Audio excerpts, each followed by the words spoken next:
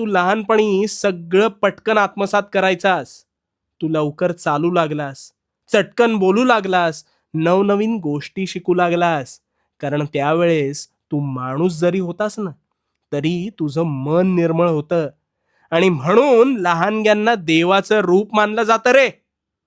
पण सध्या सध्या तुझ्या ह्याच व्यक्तिमत्वाला रागा लोभाची किलमिश लागली आहेत.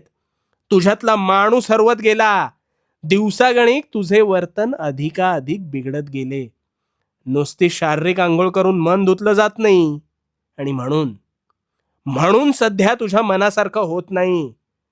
आजपासून आजपासून मनाने स्वच्छ, निर्मळ आणि प्रामाणिक बनण्यावर रोज काम कर. कारण चूक काय आणि बरोबर काय यातला फरक तुझ्या मनाला नक्कीच आधी ठाऊक असतो. त्यामुळे भरकटू नकोस आणि भिवू नकोस. भिवू